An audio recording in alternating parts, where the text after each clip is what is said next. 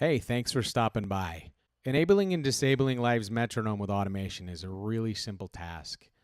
It can be a little bit confusing at first if you don't understand how to use MIDI routing outside of the program and back into the program, but I'm going to show you real quickly how to accomplish this task. I'll assume you've already installed or enabled your IAC driver on your Mac in your audio and MIDI setup, and that you've configured Live. If you haven't done this, I have another article and video to show you how to do this. So I'll assume you've done that. In a brand new set in Ableton, what you want to do is create a new MIDI track. This can be done in audio too, but let's do MIDI right now. And what we're going to do is not worry about input. Let's turn the input off. And we're going to send the output to our IAC driver, IAC bus 1. This was defined in our audio MIDI setup. And we're going to create a clip. Now this clip needs to address a specific envelope, and this envelope will be sending MIDI data through a CC, which is continuous controller. It sends that data outside of Ableton, and then Ableton's listening to that data as well. So we're kind of tricking Ableton into thinking it's hearing some outside MIDI input from an external device, when in fact it's actually receiving external data from itself. It's a pretty cool trick. So what we want to do here is make sure the envelope is on so we can get to the different envelopes for this MIDI clip here. And we're going to make sure also we have a channel that doesn't interfere with another device. So maybe we can select channel 11, maybe even channel 2. Not sure what your setup is like, but you don't want this to interfere with anything else. So I'll choose channel 2. I don't have any other devices on channel 2 right now. And come down here and I'll make sure MIDI control is selected, and that I choose one of these controllers here. And I'm going to need to make sure I know which controller I'm using. So let's say I could use 44. This is arbitrary. As long as it's not predefined, such as these, you can just choose any one of these. But you'll want to keep track of where you use MIDI control channel or MIDI controls on continuous controllers for a given channel. If I were to address 44 on channel 2 from some other device, I might trigger this metronome to go on and off by mistake, and I don't want that. So I'm going to isolate this function to channel 2, MIDI control 44. Come down into your clip editor here. Actually, let's increase the length of the clip to 8, and we're going to put the endpoint also at 9.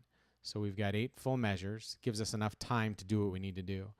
I'm going to come down to the breakpoint here, and I'm going to click on the envelope line and insert a breakpoint towards the latter half of the clip. Click once, and then I'll click another one and drag this to the top. So I've created a change. It's a 0 and a 127. That's basically enough to tell any on-off switch to go from one extreme to the other. So what we need to do now is we need to tell Ableton to listen for this particular signal. So we're going to basically fire this clip off. It's going to send this signal out of Ableton. At the same time, Ableton is going to be listening to it, and it's going to think it's getting the information from an external source. It's going to assign the information to the control we choose, and then that will be set, and we'll be able to use that envelope in any clip in the future on a track that's sending to IAC driver channel 2 to control whatever we've assigned. In this case, it's the metronome.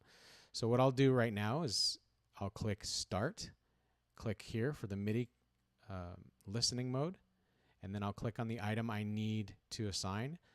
As soon as this hits right here, we have an assignment. Okay, want to turn that off and stop the clip. Now we can look at this and see that on channel 2, note control, continuous control channel 44, or value 44, is the transport for metronome on and off. That means that anytime we trigger this up or down, it's going to turn the metronome on or off. So as an example in the future, what I might want to do is bring this to right after the start of the clip, and this right to the top too. Then I can reduce the length of the clip because I don't need anything more than just the signal to be sent out.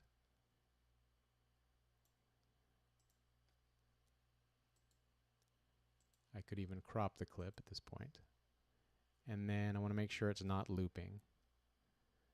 And when I hit this trigger, if I trigger this scene, you can see that it turned the metronome on.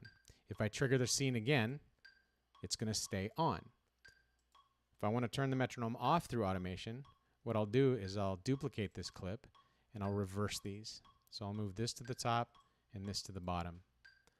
So now when it detects the change from one extreme to the other, it's going to shut it off.